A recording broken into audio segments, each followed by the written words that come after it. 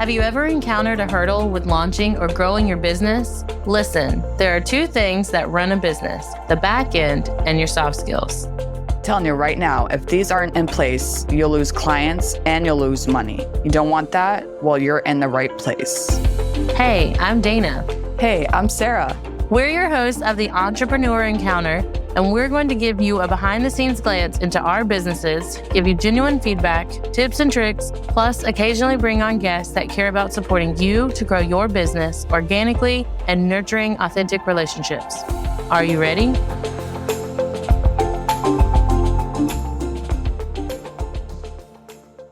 Welcome back to another episode of Entrepreneur Encounter. We are your hosts, Sarah and Dana. This month, the topic of discussion is going to be geared towards productivity and creativity, and we're excited to discuss this topic over the next month. But today is going to be even more fun because we have a guest today. Her name is Lisa Zawrotny. She is a productivity strategist and accountability coach, the founder of Positively Productive Systems, and the host of the Positively Living podcast. Sarah, I'm going to let you kind of welcome in our guests. And Lisa, you share a little bit more about yourself. She helps multi-passionate creatives reduce overwhelm and boost productivity without the burnout and without sacrificing what they love. When she's not sharing the wonders of simplicity, self-awareness, self-care systems, you'll find her hanging out with her husband and kiddos, acting like a rock star, or watching movies, or hiding with her iced coffee. I like the rock star part because that is, as you can see behind me, I've been trying to learn how to play the drums, so that's pretty cool. She holds a current certification in time and stress management, life coaching, and positive psychology. She's helped hundreds of clients do less, live more, and breathe easier. Lisa, we are excited to have you here. Now, before we dive into the topic, do you want to tell us a little bit more about what you do and who you are? Thank you so much, Sarah. Dana, this is awesome. And I'm chuckling because, we could start a band. I've been working on the guitar side, so that's really awesome. And Dana and I are just going to bond over command centers on our fridge. So, oh my gosh, the rock star part of it, all of that, time with family. This is the whole point of why we do what we do and where I came from in terms of becoming this productivity strategist and accountability coach. And that sounds so technical. It's really because the end game is living well and living a life that is harmonious, right? Where we can have family time and create our businesses and feel fulfilled. There was a time when I was not, and also in the middle of survival mode. I was a caregiver for my mom. She had Alzheimer's, and it was while I had my babies. So I was pregnant and had babies. So I had, at one point, an infant, a toddler, and my mom, and I was caring for all of them. And it was just a big life lesson for me about what really matters. I had collected so much stuff, ideas on what I'm supposed to be doing, all of that, which I call clutter now. And when I stepped away from that, I thought there's got to be a different way. And there is. And now I'm here to preach it and teach it. I love that. When you talk about the clutter, is it more so the clutter in your mind space? Yeah. Because obviously there's so much going on, raising a family, trying to start a business, trying to figure out what to do. It almost seems like when you think about all that stuff, it's more like the clutter in your mind. Absolutely. So it started with, and we always want to think about our physical clutter because I truly believe our environments affect and reflect, right? Yeah. The inner and outer, right? So they do connect, both matter. And I did start out with the physical environment. That's always a great place to declutter. You know how it feels, right? When you clean out a drawer or a closet or a hallway or whatever, and then you breathe easier, you feel better. So I started with that. And I started actually as a professional organizer. But the first time I stepped into someone's home and started processing this clutter with them that we think of all the time as physical, I thought, oh my goodness, it's head and heart. It really is that mental side. And you think about extreme cases like Hoarders and those shows. One of the first things they do is bring on a therapist, right? It's all about processing what we're going through. It's all about thinking about who we are and what our experiences are, our traumas are, when we grieve, it impacts what we collect, what we think we need to do. you name it. So yes, that mental clutter, I truly believe if we get to that first, it's going to make everything else so much smoother. It seems very minimalist to me, which is not necessarily a bad thing. That's just the vibes that I'm getting. Because when I read books on it or when I started learning about it more, it was about removing the clutter, but it wasn't just physical clutter. Like the clutter in your calendar was the main thing that pointed out to me. Because if you look at my calendar, it looks like a rainbow majority of the time. And you want a lot of white space. And so that was the first hard step into removing the clutter for me was my calendar, hence the command center to kind of sprint things out better.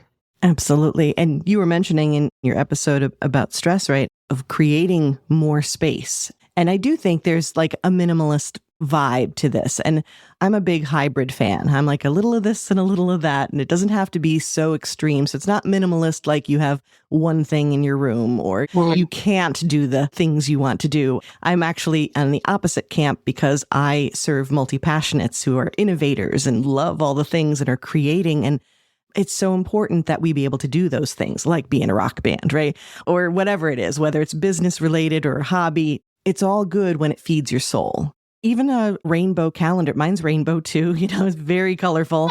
That feeds my soul in that I know where I'm going and where I need to be and I can be fully present when I get there. So that's awesome. But to your point, having that space. And we do feel, I think, just in general, I don't know if it's a societal thing, but we feel like we need to fill the space if it's there. And so resisting that urge and leaving it for breathing room and room for potential that you don't even know yet is on the way is such a brilliant thing. To that point too, this summer, creating this space to learn and grow within my business and my personal life and being present with the kids. I wasn't hustling. I wasn't in hustle mode because I wanted to create that space to where, okay, well, it's the summertime. I want to be able to not have to be working 24/7, like I'll just do what I'm doing now. Then I'll have time when like the kids go back to school. Because I think that during the summer months, it does get busy. It gets more busy because if you have a family, you have so many things to do. Me personally, I wasn't like, okay, I need to work. I need to get clients. I was just like, what I'm doing now is perfect for what's going on. And I think that creating that space within your family like feed your soul. That fed my soul. You know what I mean? Like I know that if I worked up until midnight, it wasn't going to feed my soul. I was not going to do that. So it's so true. So I think many entrepreneurs struggle with that mindset, the overwhelming to-do list, especially in the summer months or where there's breaks with school. What are your suggestions or how can they create a more effective and focused to-do list? So to touch upon what Sarah was saying, that's seasonal productivity right there, right? Or the idea of using seasons and leaning into them. So if you think about maybe when the power goes out and you use a generator, you don't use the generator to power the entire house and like random lights in a room you're not using, right? You use it to power the essentials.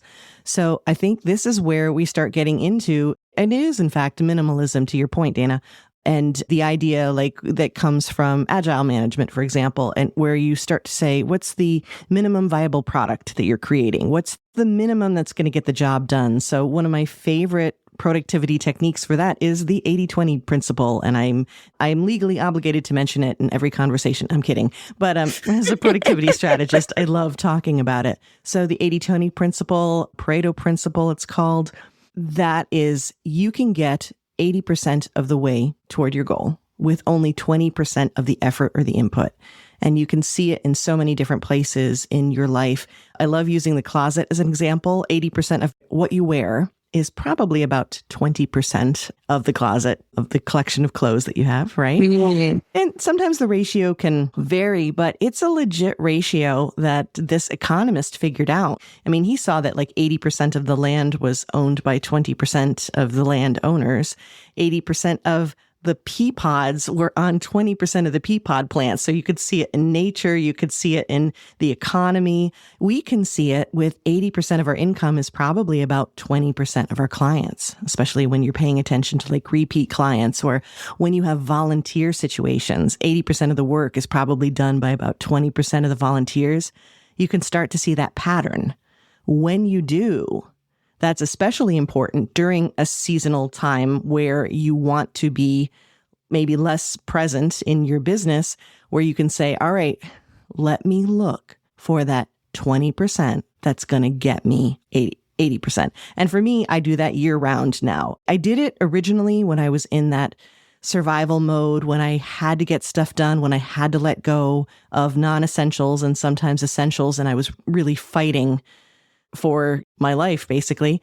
But then I realized, well, why not take those same, when I say ruthless, I mean that in the best way on our behalf, those techniques of decluttering and limiting and being very particular about what will leverage what we need to do the best, taking that and using that all the time. And so then when you need to have a smaller scope or a tighter time frame during something like the summer, you're good to go. And then the rest of the year, it creates even more space to bring in the new idea or do the new project. Ooh, okay. I like that. I didn't even realize that it was a seasonal thing. Like, I'm just like, okay, it makes a lot of sense. Like, yeah, the summer or, whatever season that you may be in. Mm-hmm. Well, I also like where you at the end were saying in the busy season for us right now with the younger kids, it's summer because we're balancing. But if we already are focusing on just that 20%, when school goes back and we're not balancing that, I immediately overnight will wake up to more free space. I did that this morning. I woke up, my son was like, let's go to the park. And I was like, I know I can't do it today. I was like, but let's look at tomorrow. And I actually have one meeting instead of like back-to-back check-ins with someone. My immediate thought is, oh my gosh, I forgot some things. But typically I try to leave Fridays for fun time, and now we're back in school. So I do immediately have more space, which is nice. So we will actually go to the park. I'll probably still have my laptop, but we'll go to the park. But it feels better, right? And it's more breathing room for you. And to that point about seasonality, and I think you're heading there. So not only is this a season, actual season, and then of course with kids their ages, there's a certain need. Well, I was thinking that I still have that seasonality of summer, like the kids are out of school, but I have older kids. So there's a different kind of space that I have now by having those same techniques for when I had to be like with them and monitoring them constantly. Now that they are older and more independent, there's more space for me even in that different summer schedule. So that's what you have to look forward to as well.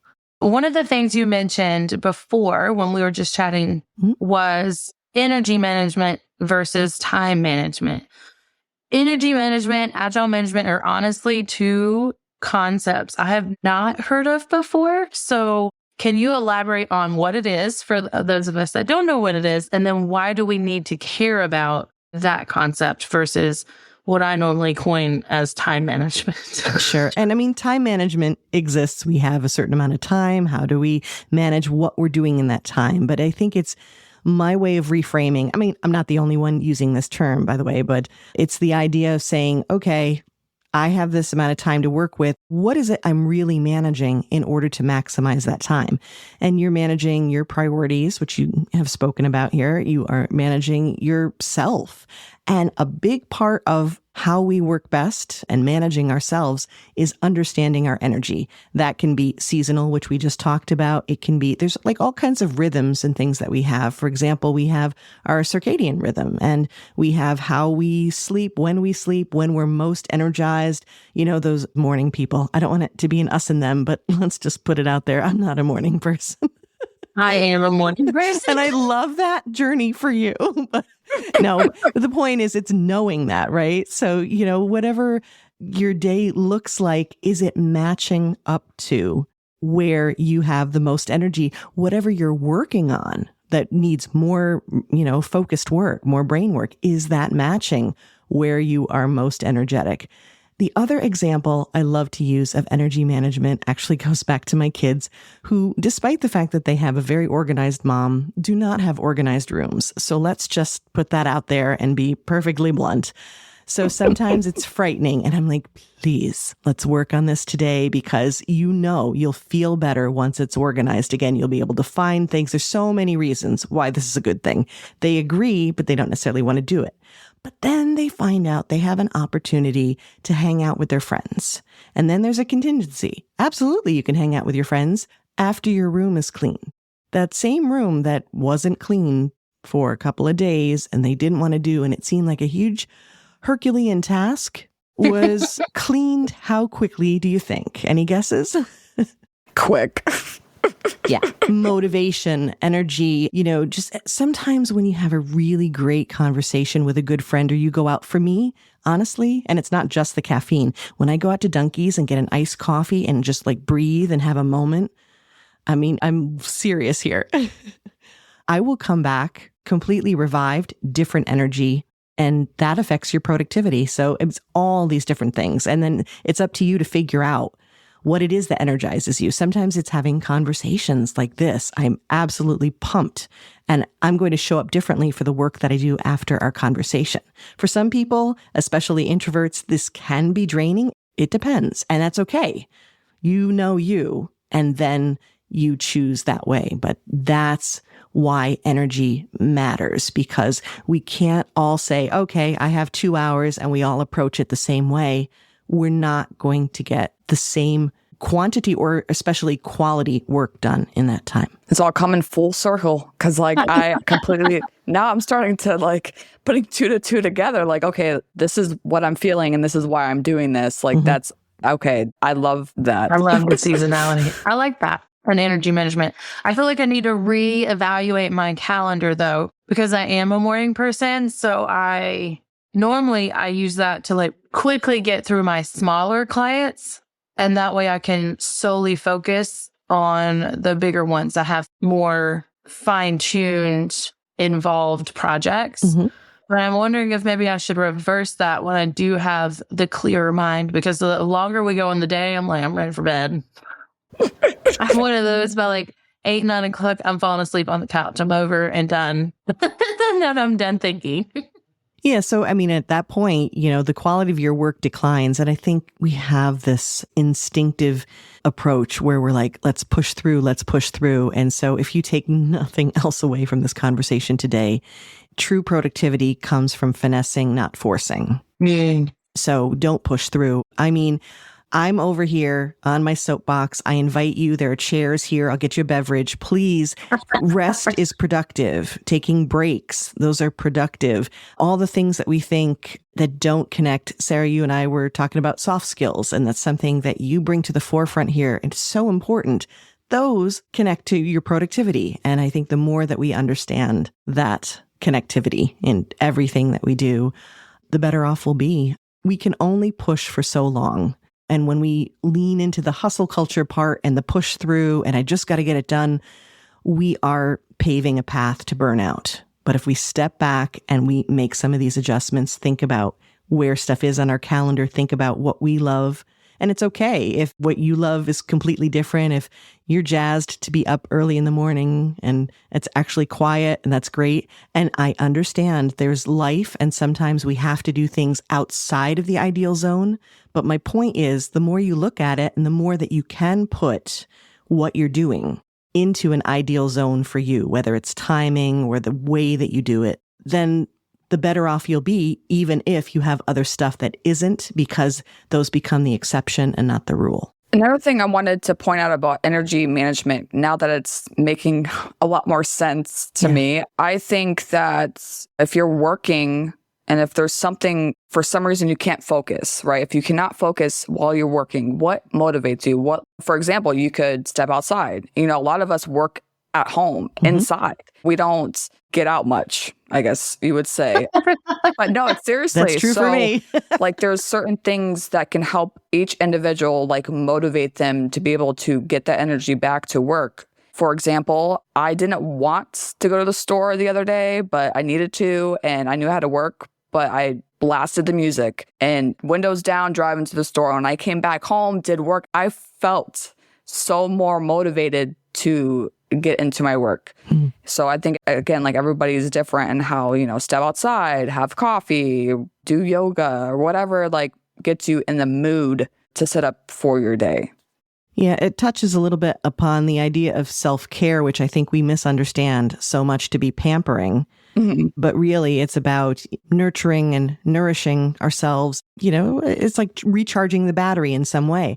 But you bring up an interesting point, too. I immediately see that grocery run. It's not only taking a breather, playing some good music. I'm cranking Boston in the car. That's happening, right? I'm going to sing loudly, not necessarily well, but loudly. Yeah. That is good for you. It helps you. I mean, all of those things are connected. You're breathing better. You're singing music. The connection to de-stressing, brilliant.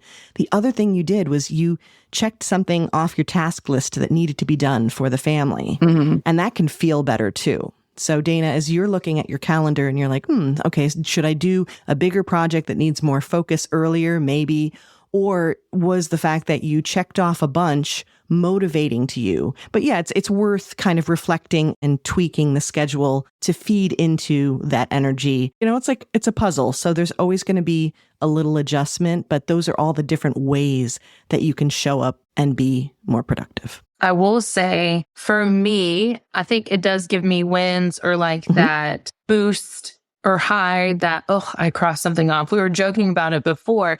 I have it all in my ClickUp space and on my calendar, but I still, for my content specifically, when I'm planning out and scheduling it ahead of time, I will print out my calendar so I can physically cross it off. So I know without a doubt I got it scheduled. I don't have to question. And I feel so much better looking at a paper with a bunch of things marked out on it. Like, okay, I did something today. It is so satisfying, and getting those wins and being able to check it off, like check or cross off.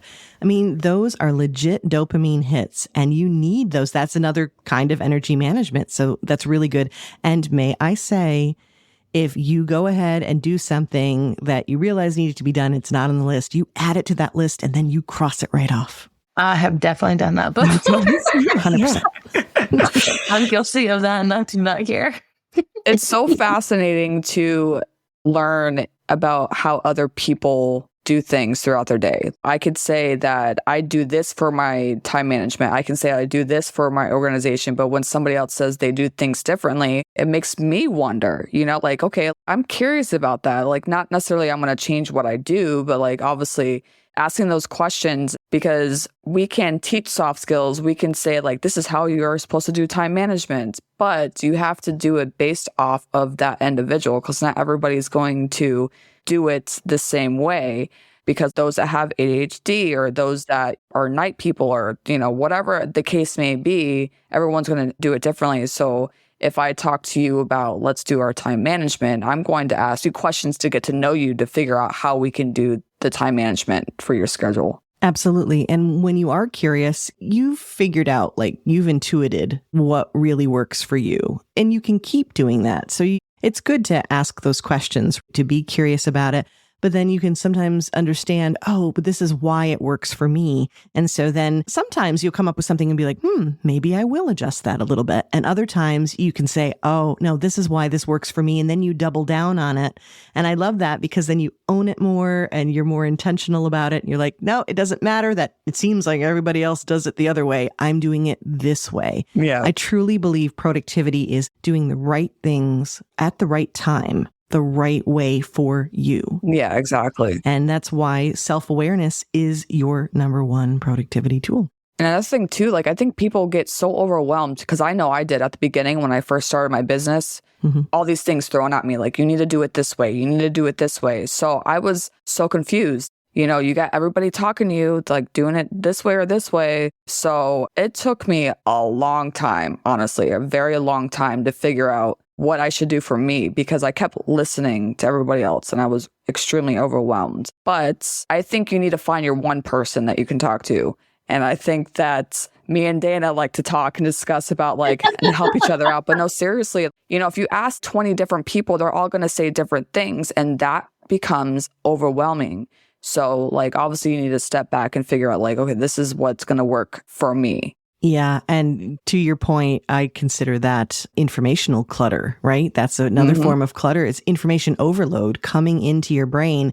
And then that's where the shoulds and the obligations and the am I doing it wrongs? And, that really leads you down the path of questioning too much. There's a difference between being curious and then making the connections and understanding and figuring out if something right or not versus that constant barrage, which is out there, sometimes very well intentioned, but many times just people figure something out and say, ooh, okay, I figured this out and this is how I do it. And you're like, case in point, I work with so many clients who come to me with very traditional productivity techniques that do not work for them. And you'd be like, what?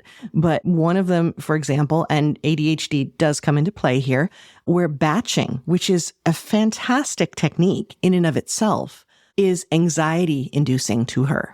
So we have to come up with different ways where you're either mini batching or you're changing up the categories of how you batch, or you're figuring out maybe how to minimize even more so what you're doing.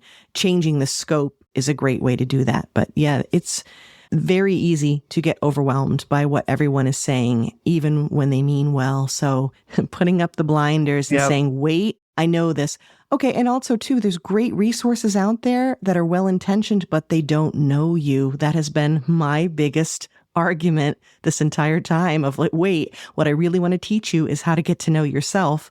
I worked with someone who was a night owl. And of course, you hear about morning routines all the time, right? And morning routines are wonderful and you need morning and night routines. But what I helped her understand is that her focus really needs to be on the nighttime routine. That at night, when she has the most energy, she's essentially front loading for the next day to be productive the next day. So it's same concepts, but adjusted to be the right tailored fit for you. Exactly. I personally think if you're working with whoever you work with, you need to get to know them because, when you first start doing things like, can we just have a conversation? And then you can get to know me and then you'll figure out like, this is how I am versus throwing things at me that I have no idea what you're talking about. So I think conversation and building the relationship and the trust is like the number one thing, but some don't do that. I think people can get excited about throwing out solutions, so to speak. But if you take that time, I think there's this misunderstanding of being productive where it's like immediately going to action. But if you think about, okay, chefs do this all the time. It's called mise en place, where they have a sous chef, they prepare all the food, they get everything in place, all the tools, all the food that's prepped or chopped, whatever needs to be done, everything in place before they make the meal. Most of the time it's like, get to cooking already. Go, go, go. Take the action. It's like, wait, what makes it really, truly productive was doing all of that prep work. Painters, that's another great example. You're painting a room. Maybe you're taping it out, or for some say taping is for losers. I don't know. I'm a loser because I have to tape out my trim. But the point is that you take that time to prepare, to sand, to prep the walls, fill in the holes, do that kind of thing. Your end result, not only is the process faster ultimately once you get to it, but your end result is better. Yeah, I agree with that because if you just do it without making a plan, it might work, but it's probably not going to be as great as you hoped it to be. Right. Or you might be doing it over again, which is absolutely not productive. Hello. Ask me how I know, by the way. It's not like I'm immune to any of this, but that's why we're talking about it. Fair enough. I laugh. So I am a wedding planner by trade normally, and then I pivoted. No timeline ever goes 100% correct, but it is reassuring to have the timeline because if something happens, even if it's something as simple as guests took too long to get through the food line, now we know how to adjust pictures, or we need to rush the couple to eat so they can still make sunset photos, or however needs to make adjustments. It just calms things down. So I'm constantly making my to-do list from that mindset of, even if it doesn't go according to plan, at least I have a base starting point. Instead of, even with my kids, I've noticed if I don't plan out even a rough outline, they'll be on screen way too much. And I just don't know what we're doing because I haven't taken the time to map it out. Yeah, you need the guidelines, I think. And also, too, once you have those guidelines, even if everything goes off the rails. And by the way, I know that experience too. My husband and I used to do wedding photography, and we would go over the itinerary with the couple as well, and oftentimes make recommendations so they could get the photos that they wanted. Well, if you have a plan like that, even if it goes off the rails, and boy, did it ever many times, you have a visual immediately of where you can change something up. When there's nothing there, then you're like, I don't know what we're going to do. You would be the experienced professional, so they'd be lucky and you'd come up with something. But I'm just saying, for us in general, using the same kind of technique, applying this to our businesses, right? When we have that rough structure in place, when we have that routine, that general schedule in place, even the chunks of time that we're going to use to batch, even if we don't know exactly what we're doing in that space, we know there's a general type of work we're doing. That helps us to be resilient, to accept the changes that are going to come at us, to change something up when we absolutely need to.